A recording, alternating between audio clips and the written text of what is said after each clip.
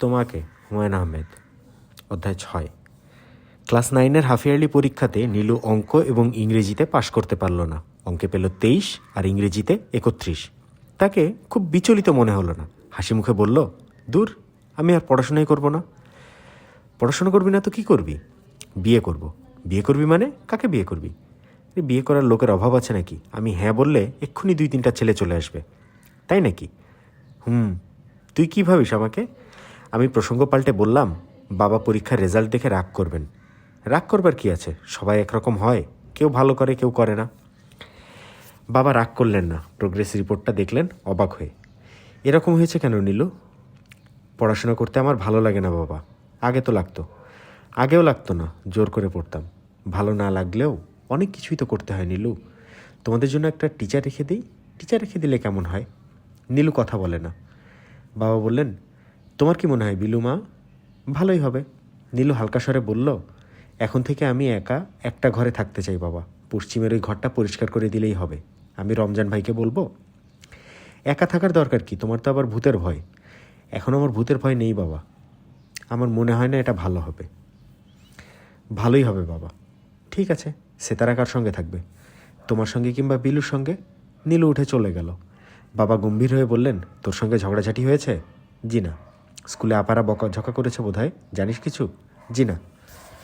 নীলু সারা দুপুর জিনিসপত্র সরিয়ে পশ্চিমের ঘরটা গোছালো। আমি কয়েকবার বললাম, এই রাত্রিবেলা ভয় পাবি। নীলু কোনো উত্তর দিল না। বিকেলের মধ্যে দেখলাম ঘর তৈরি হয়ে গেছে। একটা ঘরের মধ্যে একটা খাট, পড়ার টেবিল, আলনা, মায়ের ড্রেসিং টেবিলটা দিয়ে চমৎকার সাজিয়েছে। আশ্চর্যের ব্যাপার হচ্ছে, এক ফাঁকে আমাদের ঘর থেকে মায়ের ছবিটাও নিয়ে গেছে। সে তারা পড়েছে মহা মুশকিলে। রাতে সে কার সাথে ঘুমাবে বুঝতে পারছে না। আমাকে সে ঠিক পছন্দ করে না, বাবার সঙ্গেও থাকতে চায় না, কিন্তু নীলু বলে দিয়েছে সে একা একা ঘুমাবে। আমি সেতারাকে বললাম, ওর যা ভূতের ভয়, দেখবি রাত 8টা বাজলে এই ঘরে চলে আসবে, কিংবা তোকে নিয়ে যাবে। সেতারা খুব একটা ভরসা পাচ্ছে না। সে মুখ কালো করে দুপুর থেকেই আমার পেছনে পেছনে ঘুরছে। ছুটির দিন বিকেলে সাধারণত নাজমুল চাচা আমাদের সঙ্গে এসে চা খান। আজ তিনি খবর পাঠালেন তার ঘরে গিয়ে যেন আজকের চা খাওয়া হয়। তিনি মুক্তাগাছার মন্ডা আনিয়েছেন। নীলু বলল, দূর, আমি যাব না। যাবি না কেন? আমার মাথা ধরেছে। 2টো অ্যাসপিরিন খা। বললাম তো ভালো লাগছে না। নীলু তার ঘরে ঢুকে দরজা বন্ধ করে দিল। নাজমুল চাচার শরীর ভালো ছিল না, চাদর মুড়ি দিয়ে বসেছিলেন। নাজমুল চাচা সাধারণত চা খেতে খেতে মজার মজার গল্পগুজব করেন। আজ সেসব কিছুই হলো না। নাজমুল চাচা বিরস মুখে বললেন, তোর বাবার একটা বিয়ের কথা হচ্ছে। মেয়েটির হাজব্যান্ড মারা গেছে 71-এর যুদ্ধে। একটা ছেলে আছে, 9 বছর বয়স। ছেলেটা তার নানার কাছে থাকে। আমি কিছু বললাম না। নাজমুল চাচা বললেন, মেয়েটা খুব ভালো, আমি চিনি, প্রাইমারি স্কুলের টিচার। একদিন নিয়ে আসবো এখানে, তোরা কথাবার্তা বলিস। জি আচ্ছা। সৎ মায়ের অত্যাচার সম্পর্কে যা শোনা যায় সেসব ঠিক না। তাছাড়া তোরা তো যথেষ্ট বড় হয়েছিস। এত বড় মেয়েরা তো সাধারণত বন্ধুর মতো হয়, ঠিক না? জানি না, হয়তো হয়। তোর বাবার অবস্থা দেখতে হবে না?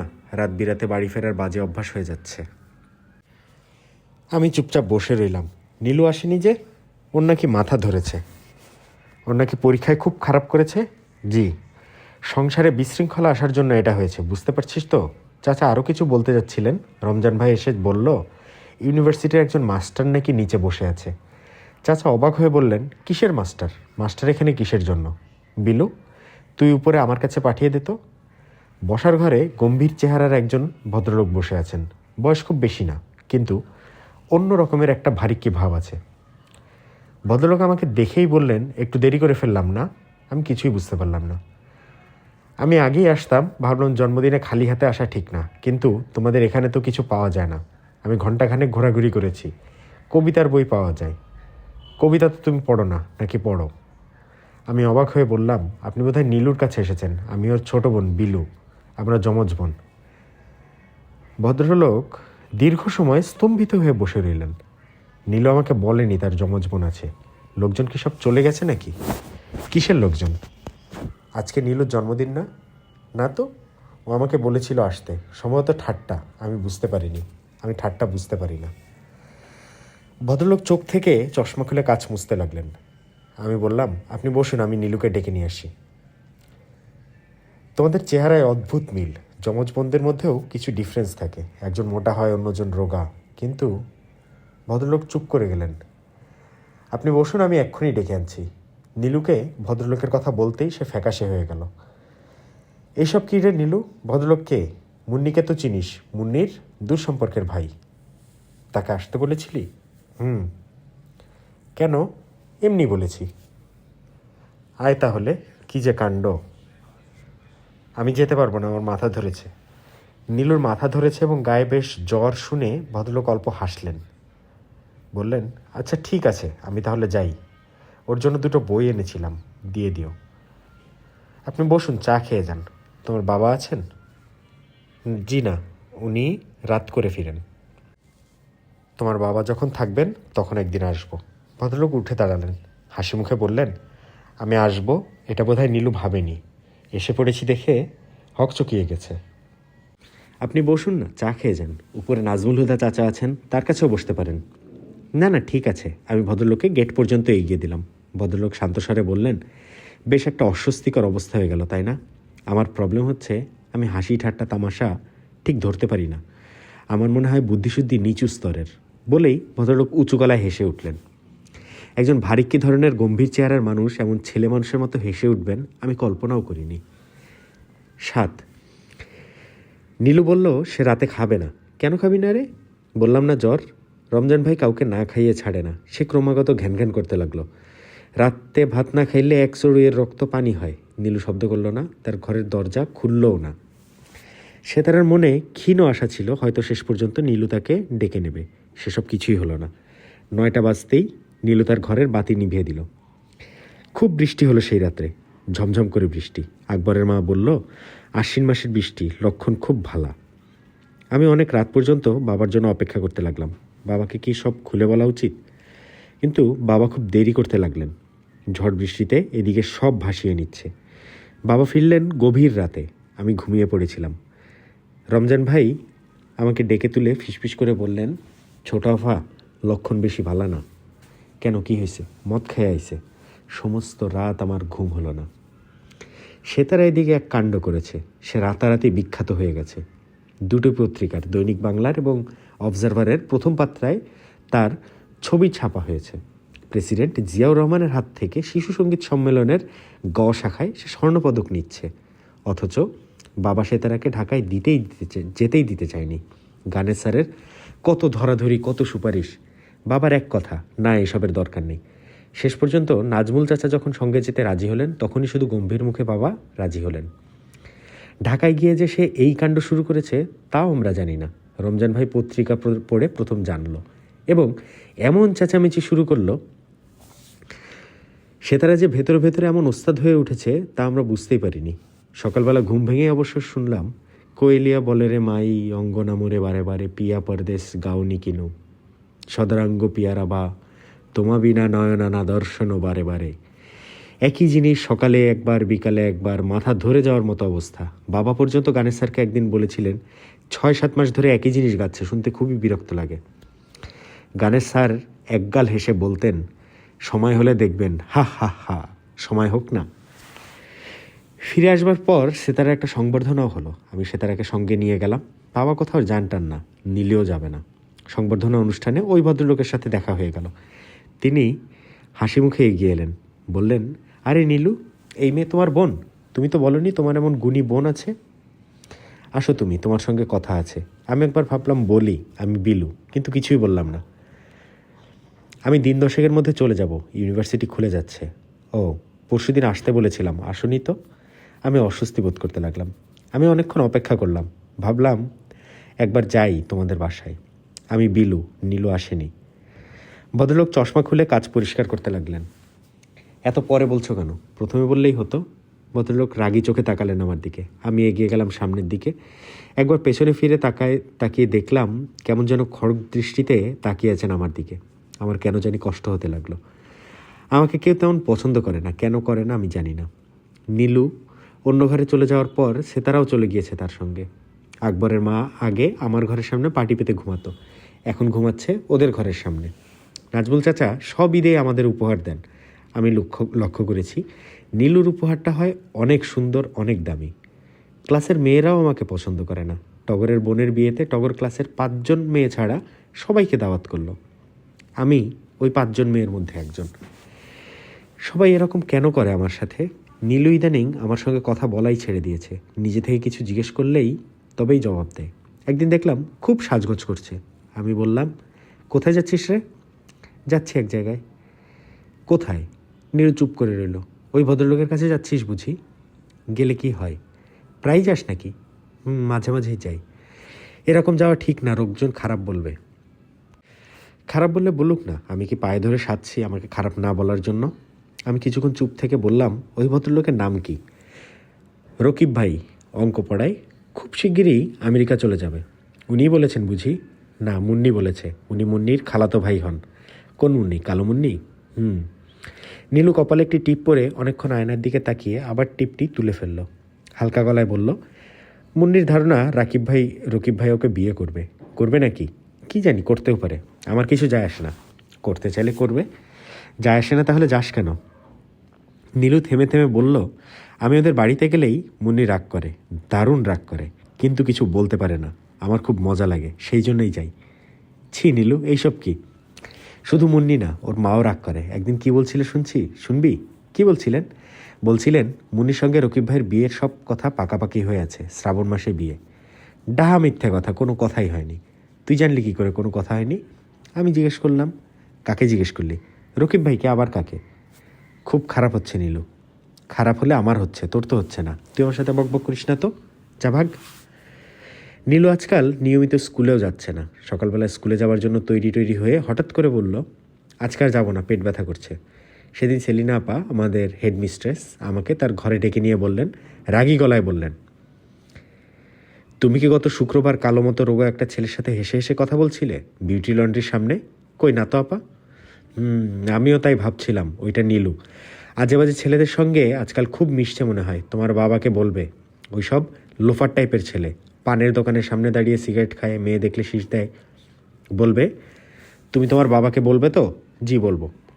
ঠিক আছে, তোমার বলার দরকার নেই, তাকে বলবে আমার সঙ্গে দেখা করতে। জি আচ্ছা। তাছাড়াও তো রেগুলার ক্লাসেও আসে না, বাড়িতে শাসন না থাকলে যা হয়। নীলু এসব শুনে গা দুলিয়ে দুলিয়ে হাসতে লাগলো। বলল, দূর, ওই ছেলের সঙ্গে আমি ঘষাঘষি করবো কেন? আমাকে জিজ্ঞেস করলো কয়টা বাজে, আমি বললাম। তারপর আমি বললাম, আপনার হাতে তো ঘড়ি আছে, আমাকে জিজ্ঞেস করছেন কেন? সে বেটা একদম ঘাবড়ে গেল। আমতা আমতা করে বলল, আমার ঘড়ি নষ্ট। আমি বললাম, মেয়েদের সঙ্গে কথা বলতে খুব ভাল লাগে না? ছেলেটার অবস্থা যে কি! দূর থেকে অন্য বন্ধুগুলি তাকে দেখছে। ওই পাজিগুলি আগে আমাকে দেখলেই শীষ দিত, এখন আর দেয় না। আর কথা হয়নি এই ছেলের সঙ্গে। আর কথা হবে কেন? সেলিনা আপা বাবার সঙ্গে কথা বলবেন, বলুক। বাবা খুব রাগ করবেন, করুক। বাবা সত্যি সত্যি রাগ করলেন, বেশ রাগ, চিৎকার চেঁচামেচি। শুধু তাই না, এক পর্যায়ে প্রচণ্ড এক চড় কষিয়ে দিলেন। নাজমুল চাচা ছুটে এলেন। ছি ছি, এইসব কী কাণ্ড! মেয়ে বড় হয়েছে না? বাবা ঝাঁঝালোক স্বরে বললেন, ওর স্কুল এখন বন্ধ। তুমি একটা ছেলে দেখো তো, ওর বিয়ে দিয়ে দেবো। আচ্ছা, সেটা দেখা যাবে, বিয়ে দিতে চাইলে দিয়ে দেবে। বিলু, মা তুমি আমাদের জন্য 2 কাপ চা দাও তো, লেবু দিয়ে। নীলু কিছুই হয়নি এমন একটা ভঙ্গিতে বলল, আমাকে 1 কাপ চা দিস তো। পরদিন নীলু স্কুলে গেল না। সন্ধ্যাবেলা বাবার সামনেই তার সমস্ত বই খাতা বারান্দায় জমা করতে লাগলো। বাবা ইজি চেয়ারে বসে অবাক হয়ে দেখতে লাগলো। কি করছিস নীলু? বইপত্রগুলি সব ফেলে দিচ্ছি বাবা, পড়াশোনা তো আর করছি না। বই দিয়ে কী হবে? পড়াশোনা করবি না আর?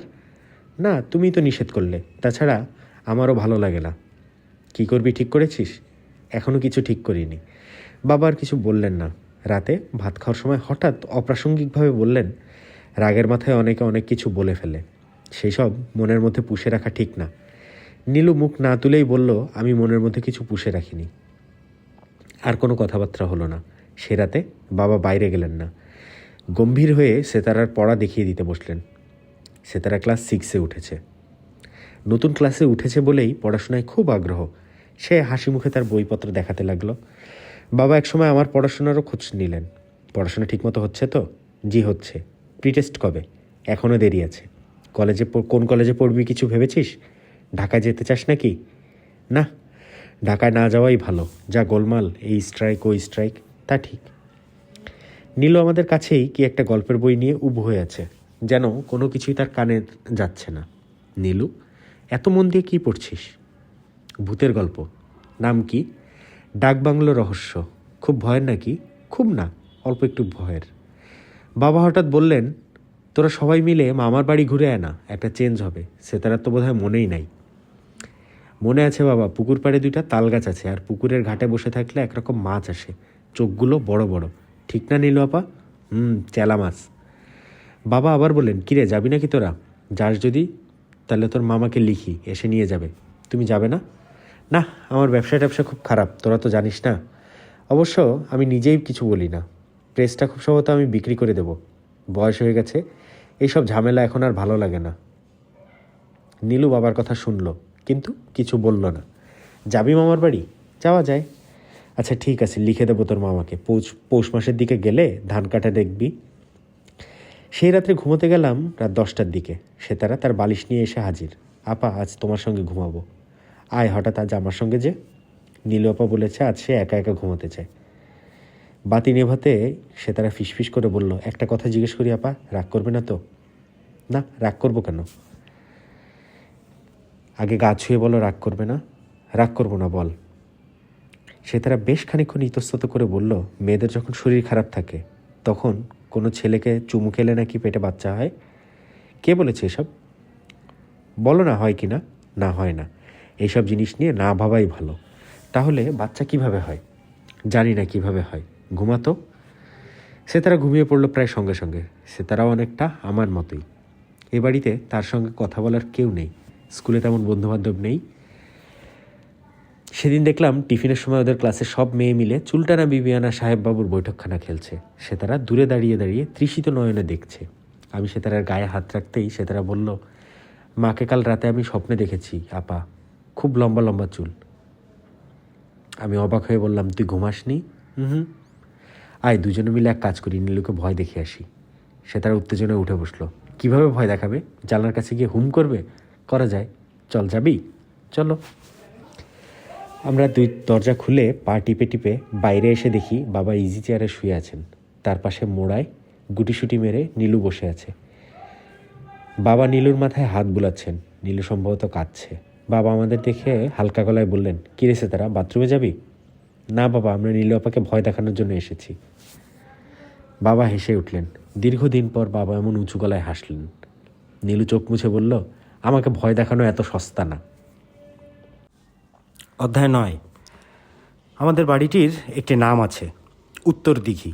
বাড়ির কত সুন্দর সুন্দর নাম থাকে, কিন্তু এই বাড়িটি দেখতে যেমন অদ্ভুত, নামটিও তেমনি। মায়ের খুব শখ ছিল শ্বেত পাথরের একটি নতুন নেমপ্লেট লাগাবেন, মাধবী ভিলা লেখা থাকবে সেখানে। বাড়িটি কিনেছিলেন আমার দাদা। তিনি ধুরন্ধর প্রকৃতির লোক ছিলেন। দাঙ্গার সময় যখন ময়মনসিংহ শহরের বেশিরভাগ ধনী হিন্দু জলের দামে বাড়ি বিক্রি করে কলকাতায় চলে গেল, আমার দাদা তখন উত্তর দিঘি ও শ্রীকালী প্রেস কিনে ফেললেন। টাকা যা দেয়ার তার অর্ধেকও নাকি দেননি। এসব আমার মায়ের কাছ থেকে শোনা। মা নাকি বিয়ের পর অনেক দিন দেখেছেন বাড়ির মালিক বাকি টাকার জন্য এসে বসে আছে এবং দাদা নানান রকম টালবাহানা করছেন। তার কিছুদিন পর দাদা মারা যান। আমার ধারণা লোকটিকে টাকা পয়সা না দেওয়ার জন্যই নিদারুণ যন্ত্রণায় দাদার মৃত্যু হয়েছে। তার পেটে ক্যান্সার হয়েছিল। আমাদের উত্তর দিঘি বাড়িটি প্রকাণ্ড, দোতলা বাড়ি, তবে ছাদে ওঠার কোনো সিঁড়ি নেই। মার খুব শখ ছিল ছাদে ওঠার সিঁড়ি করবেন, জ্যোৎস্না রাতে ছাদে হাঁটাহাঁটি করা যাবে। হাঁটাহাঁটি করার জায়গার অভাব এই বাড়িতে নেই। অনেকখানি জায়গা জুড়ে বাড়ি।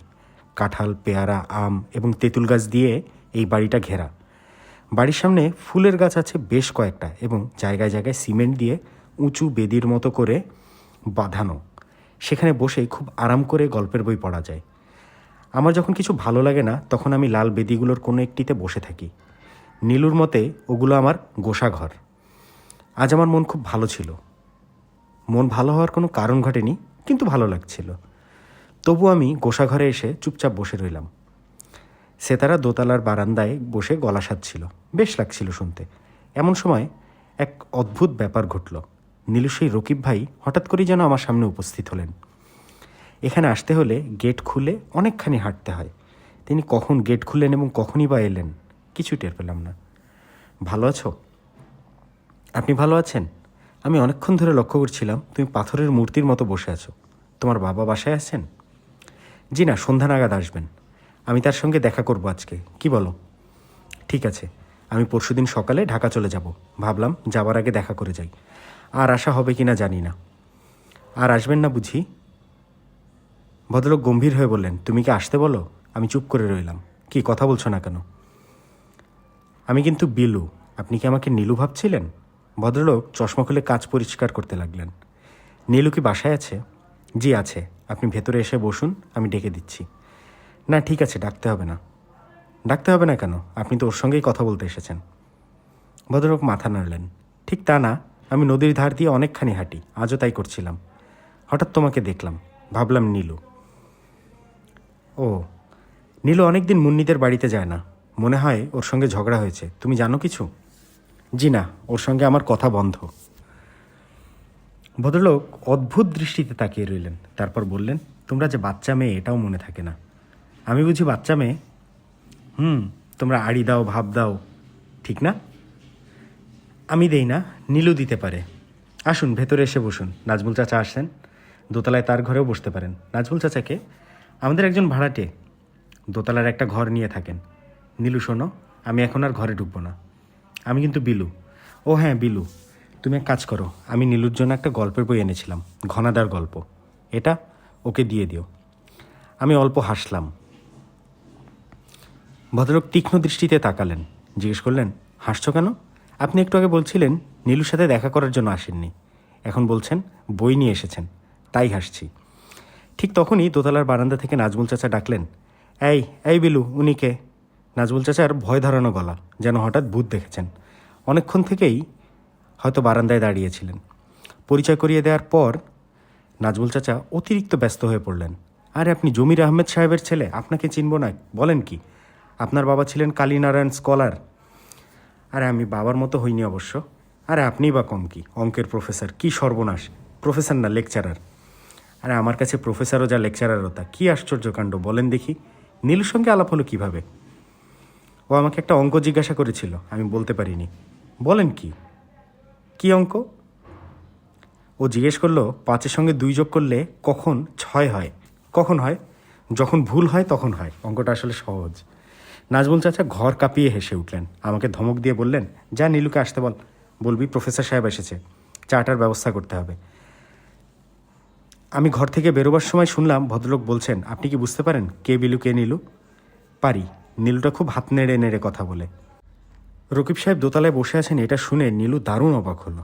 সে কি, আমি তো বলেছি এই বাড়িতে যেন কখনো না আসেন। কী জন্য বলেছিস? দূর, ভাল লাগে না। ভাল লাগে না কেন? এমনভাবে কথা বলে যেন আমি বাচ্চা মেয়ে। যাবি না তাহলে? হুম। নীলু যদিও বলল হুঁ, কিন্তু আমি দেখলাম সে কামিজ বদলে শাড়ি পরেছে। শাড়ি পরছিস কেন? ইচ্ছে হয়েছে পরেছি। তোকে জিজ্ঞাসা করে কাপড় পরতে হবে?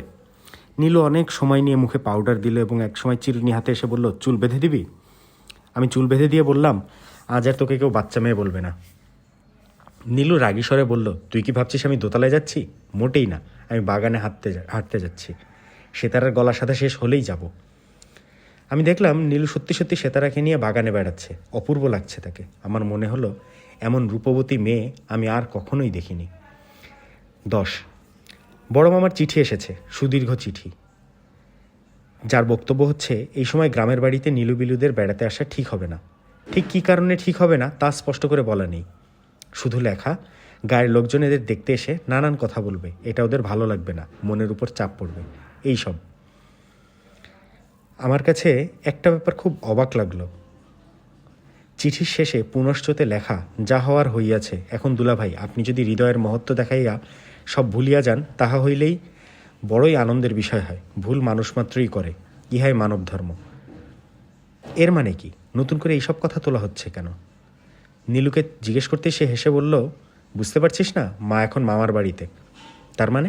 মানে টানে জানি না, মা এখন মামার ঘাড়ে চেপে বসে আছে, মামা ঘাড় থেকে নামাতে চাইছে। বুঝলি কি করে? এখানে না বোঝার কিছু আছে নাকি? নীলু তরল গলায় হাসল। শেষ পর্যন্ত দেখবি বাবা বলবেন, ঠিক আছে চলে আসুক, আর মা তার ছেলে কোলে নিয়ে এই বাড়িতে উঠে আসবেন। খুব কান্নাকাটি হবে কিছুদিন, তারপর সব ঠিকঠাক। মাঝখান থেকে আমরা একটা ভাই পেয়ে যাব। তোর কথার কোনো ঠিক ঠিকানা নেই নীলু। না থাকলে কি আর করা, তবে এরকম হলে মন্দ হয় না। কি বলিস, বাড়ির অবস্থা খুব খারাপ হয়ে যাচ্ছে না? বাবা যেই হারে মতরত খাচ্ছে, একেবারে দেবদাসের মতো। নীলু হেসে উঠল। এর মধ্যে হাসির কি আছে? কান্নারও কিছু নেই। নীলু গম্ভীর মুখে বই নিয়ে পড়তে বসলো। ইদানিং তার পড়াশোনায় খুব মনোযোগ হয়েছে। এই নিয়ে কিছু বললে সে গম্ভীর হয়ে বলে, তোরা সব স্টার ফার পেয়ে পাশ করবি আর আমি বুঝি ফেল করব? সেটা হচ্ছে না। এখন আমাদের স্কুল নেই, পরীক্ষার প্রস্তুতি চলছে জোরে সোরে। সপ্তাহে 3 দিন কোচিং ক্লাস হয়। সেখানে মেয়েরা সবাই ভান করে যে কিচ্ছু পড়াশোনা হচ্ছে না, কে কোন কলেজে পড়বে সেটা নিয়েও ক্ষীণ আলোচনা হয়। হলিক্রস কলেজ ভালো না ইডেন ভালো সব মেয়েরাই সেটা জানে। এমন সিরিয়াস পড়াশোনার সময়টাতেও আমাদের ক্লাসের রুবিনার বিয়ে হয়ে গেল। সেলিনাপা খুব রাগ করলেন। মা বাবাদের কোনো কাণ্ডজ্ঞান নেই নাকি? সেলিনাপা খুব কাটা কাটা গলায় কথা বলে অপমান করলেন রুবিনার বাবাকে। ঝাঁঝালো গলায় বললেন, আপনাদের মতো শিক্ষিত মূর্খের জন্য দেশের এমন খারাপ অবস্থা। রুবিনা খুবই কান্নাকাটি করতে লাগলো। গায়ে হলুদের দিন দেখি কেঁদে মুখটুক ফুলিয়ে ফেলেছে। রুবিনার এক খালা, মোটাসোটা খালা, পান ভর্তি মুখ নিয়ে বলে বেড়াচ্ছেন, মেট্রিক ক্লাসটা হচ্ছে মেয়েদের বিয়ের বয়স, এরপর আর রসকস থাকে না। নীলুটা ফস করে বলে বসলো, কেন তখন রস কী হয়? রুবিনার খালা চোখ বড় বড় করে বললেন, এই ফাজিল মেয়েটাকে। নীলু হাসি মুখে বলল, ফাজিল বলছেন কেন? খুব হাসাহাসি শুরু হয়ে গেল চারদিকে। রুবিনার খালা রেগে মেগে অস্থির, কয়েকবার বললেন, আজকালকার মেয়েগুলি এমন কেন? অনেকদিন পর রুবিনার গায়ে হলুদ উপলক্ষে আমরা খুব হইচই করলাম। বিয়েটি এই জাতীয় অনুষ্ঠান আমার ভালো লাগে না। গাদাগাদি ভিড়, মেয়েদের লোক দেখানো আহ্লাদীপনা, খাবার টেবিলে তাড়াহুড়ো করে বসতে গিয়ে শাড়িতে রেজালার ঝোল ফেলে দেয়া অসহ্য। কিন্তু রুবিনার গায়ে হলুদ আমার কেন যে এত ভালো লাগলো। বরের বাড়ি থেকে এলা নামের একটি মেয়ে এসেছিল। সে ঢাকায় ও লেভেলে পড়ে। ওর সঙ্গে আমার খুব বন্ধুত্ব হয়ে গেল, জন্মের বন্ধুত্ব। এর আগে আর কোনো মেয়ের সঙ্গে এত বন্ধুত্ব হয়নি। আমরা দুজন এক ফাঁকে ছাদে চলে গেলাম। মেয়েটি নানান কথা বলতে লাগলো। একটি ছেলের সঙ্গে তার ভাব হয়েছে, ছেলেটি মেডিকেলে পড়ে। এক বিয়ে বাড়িতে আলাপ হয়েছিল, খুব নাকি লাজুক ছেলে আর দারুণ ভদ্র।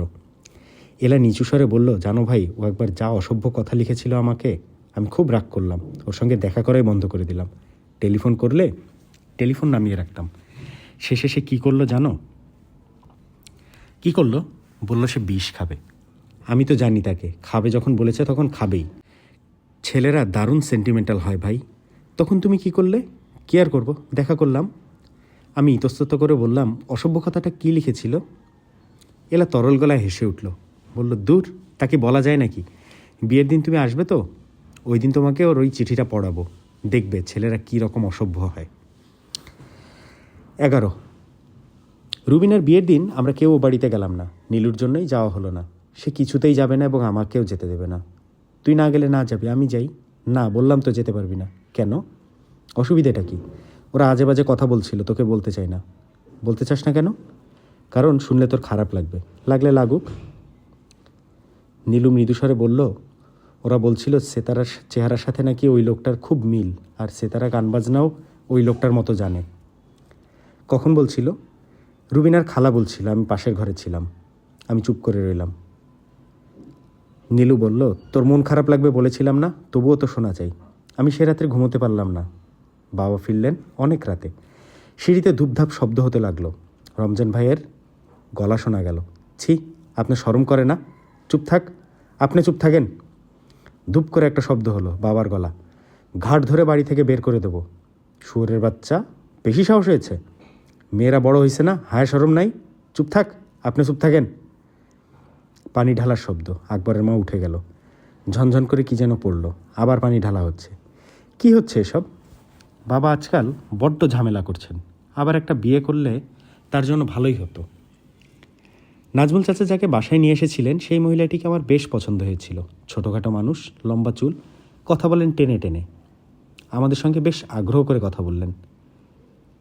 নীলু যখন বলল, আচ্ছা আপনি কি আমাদের দুজনকে আলাদা করতে পারবেন? আমার নাম নীলু, ওর নাম বিলু। কিছুক্ষণ পর যদি আমরা দুজন একরকম কাপড় পরে আসি, তাহলে কি বলতে পারবেন কে বিলু কে নীলু? তিনি হাসি মুখে বললেন, আরে এই মেয়ে তো দেখি খুব পাগলি। আমাদের দুজনেরই ভদ্রমহিলাকে খুব পছন্দ হলো। শুধু সে তারা মুখ গোছ করে দূরে দাঁড়িয়ে রইল। তিনি ডাকলেন, এই কি যেন নাম তোমার? সে উঠে চলে গেল। আমরা তাকে বাগান দেখাবার জন্য নিয়ে গেলাম। সে তারা কিছুতেই যাবে না। আমরা সে তারাকে ছাড়াই বাগানে বেড়াতে গেলাম। বাড়ির সঙ্গে লাগোয়া তেঁতুল গাছ দুটি দেখে তিনি খুব অবাক হলেন। আশ্চর্য হয়ে বললেন, বসত বাড়ির কাছে কেউ তেঁতুল গাছ লাগায় নাকি? নীলু বলল, লাগালে কি হয়? বুদ্ধি কমে যায়, তেঁতুল খেলেও বুদ্ধি কমে। এটা কিন্তু ঠিক না। রাকিব ভাই খুব তেঁতুল খান, কিন্তু তার খুব বুদ্ধি। রাকিব ভাইকে? নীলু চুপ করে গেল। তিনিও আর কিছু জিজ্ঞেস করলেন না, একবার শুধু বললেন, এত বড় বাড়িতে থাকো, ভয় লাগে না? আমরা কিছু বললাম না। ভদ্রমহিলা যাওয়ার আগে নীলুকে জড়িয়ে ধরে আদর করলেন এবং অত্যন্ত মৃদুস্বরে বললেন, তোমাদের মার সঙ্গে কি তোমাদের যোগাযোগ আছে? নীলু বলল, না, নেই। তোমরা চিঠি লিখলেই পারো, তোমরা কেন লিখবে না? তোমরা লিখবে। আমাদের খুব আশা ছিল ভদ্রমহিলার সঙ্গে বাবার বিয়ে হবে, কিন্তু বিয়ে হয়নি। বাবা কিছুতেই রাজি হলেন না। নাজমুল চাচার উপর রেগে গিয়ে আজে বাজে কথা বলতে লাগলেন। তোমরা পেয়েছোটা কি? আমাকে না বলে এইসব কী শুরু করেছো? নাজমুল চাচাও কী সব যেন বললেন। তুমুল ঝগড়া বেঁধে গেল। এক পর্যায়ে বাবা বললেন, যাও তুমি আমার বাড়ি থেকে, এক্ষুনি বিদায় হও। নাজমুল চাচাও চেঁচাতে লাগলেন, আমি তোমার দয়ার উপর আছি নাকি? নগদ টাকা ভাড়া দিয়ে থাকি। সে এক বিশ্রী অবস্থা। নাজমুল চাচা সেই রাতেই ঠেলাগাড়ি নিয়ে এলেন। মালপত্র পাঠানো হতে লাগলো। আমরা বসে বসে দেখলাম।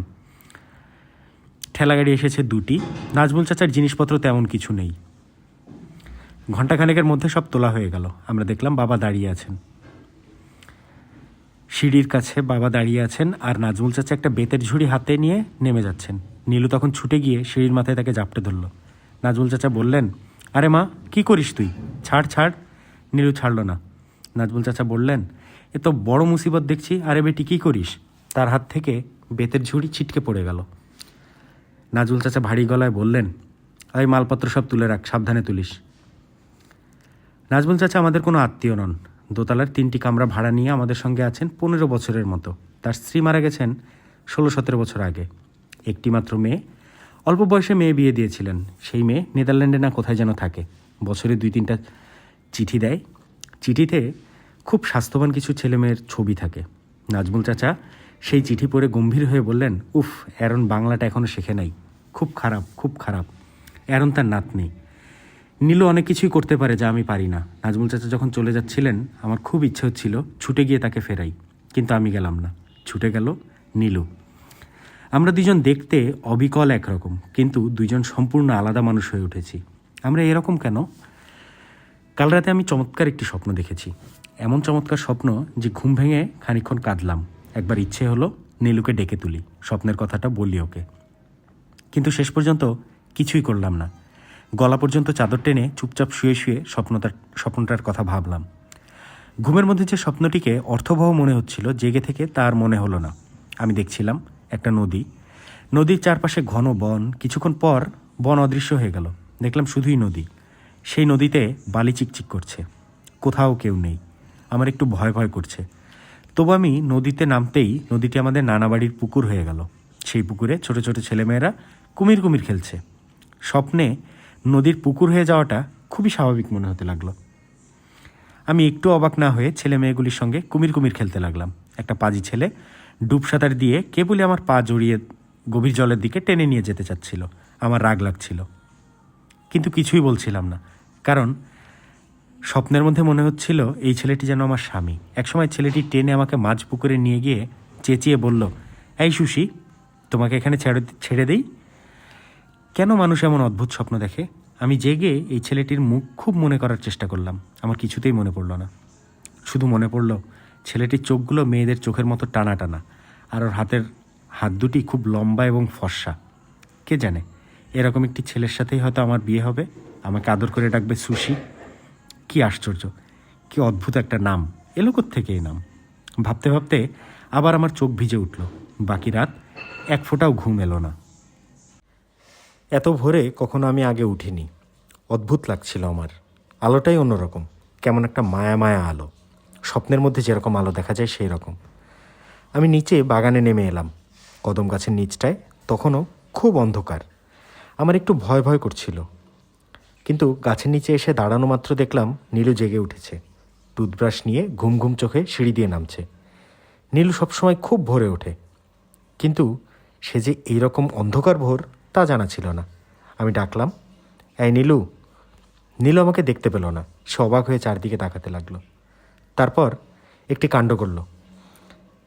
মা এসেছে বলে ছুটে গেল গেটের দিকে। আমি এগিয়ে এসে বললাম, এই নীলু, কী হয়েছে রে? নীলু খুব অবাক হলো। বেশ কিছুক্ষণ কথা বলতে পারল না। একসময় থেমে থেমে বলল, আমি ভাবলাম মা বুঝি। গলার স্বর অবিকল সেরকম লাগলো। নীলুর কি কিছুটা আশাভঙ্গ হয়েছে? কি জানি, হয়তো হয়েছে। মার কথা সে হয়তো সারাক্ষণই ভাবে, মুখে বলে না। আজ এত সকালে উঠেছিস যে? দেখলাম একদিন উঠে। কেমন লাগে? কেমন লাগে?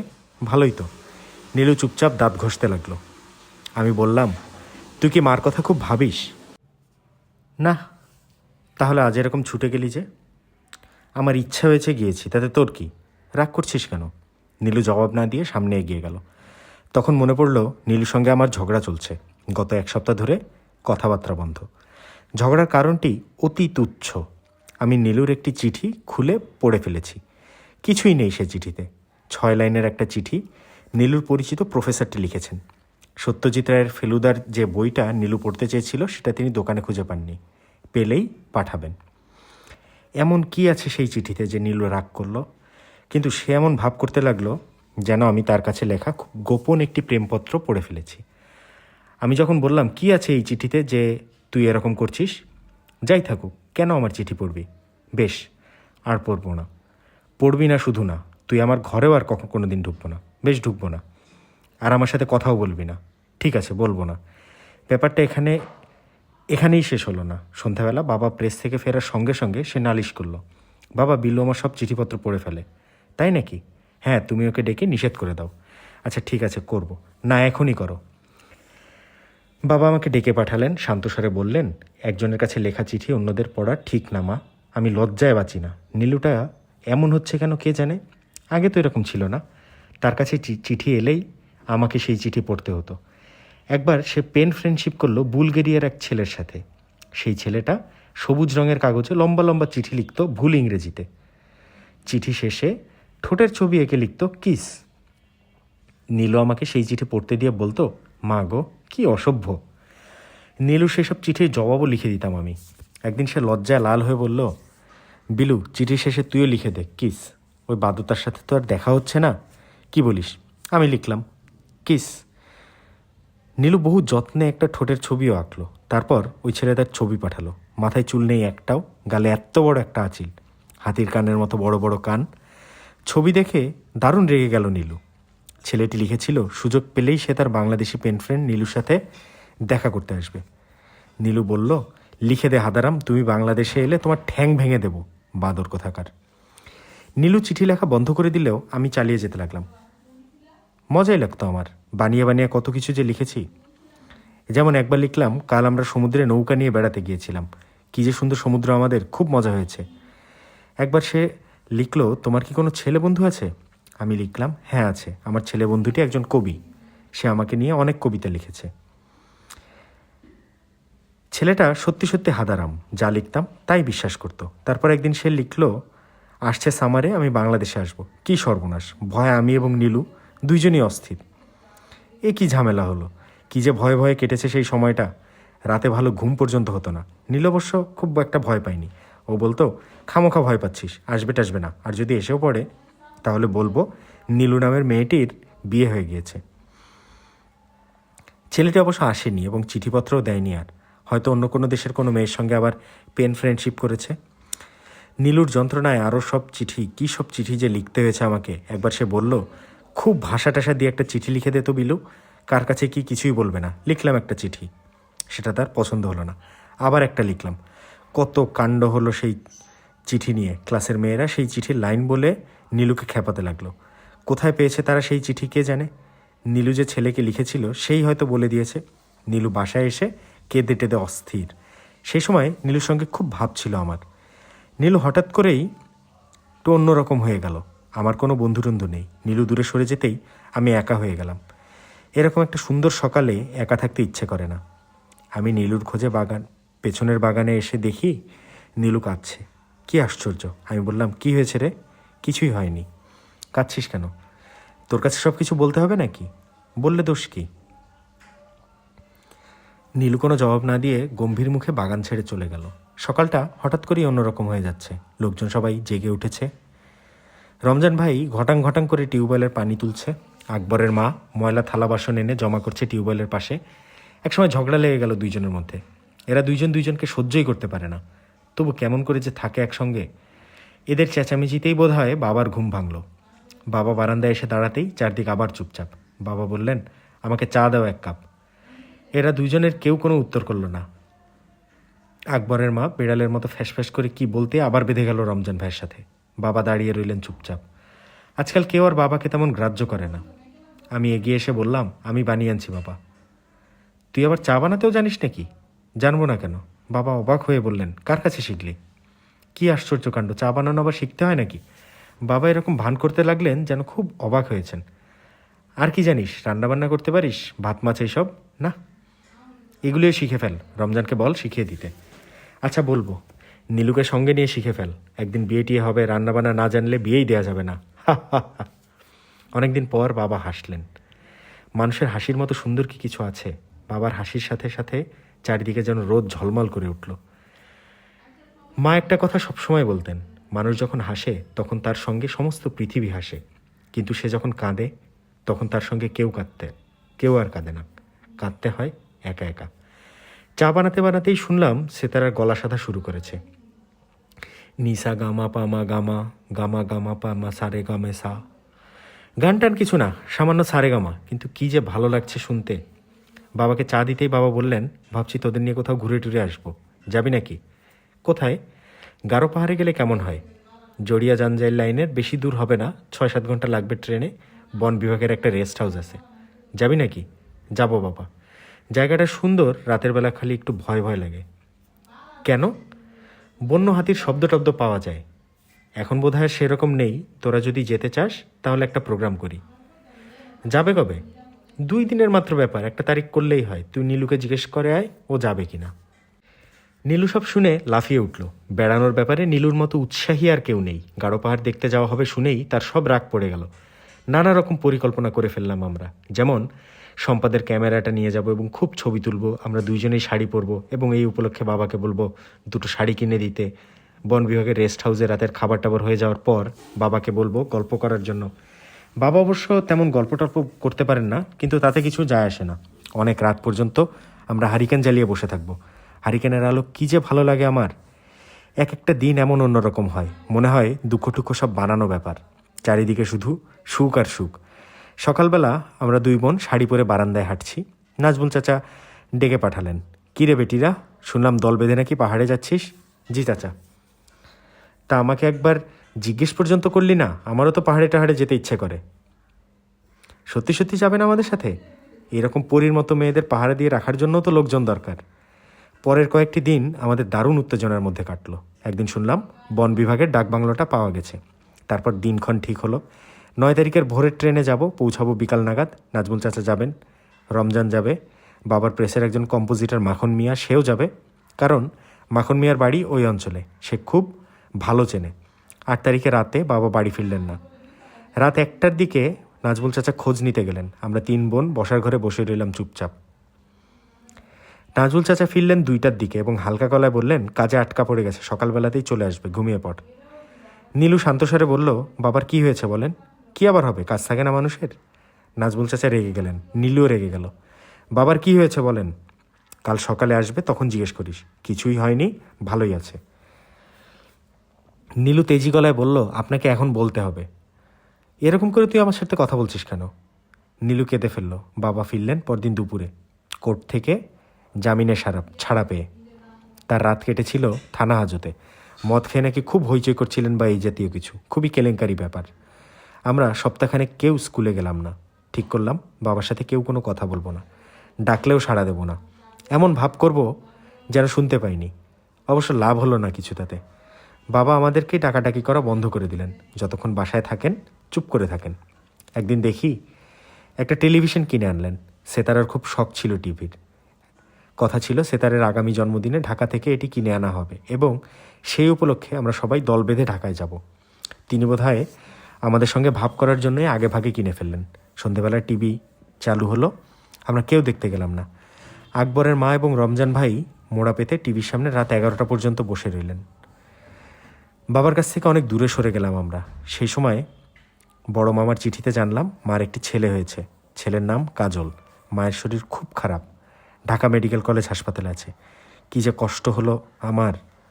কত লক্ষবার যে বললাম মা ভালো হয়ে যাক, মাকে ভালো করে দাও।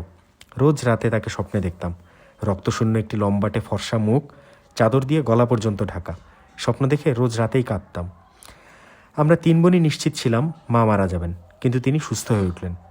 চিঠি লিখলেন মা নীলুকে। নীলু তার কোনো চিঠি আমাকে পড়তে দেয় না। কি লেখা ছিল সেই চিঠিতে তা জানলাম না। নীলু শুধু বলল কাজল খুব বিরক্ত করে, রাতে মাকে ঘুমোতে দেয় না।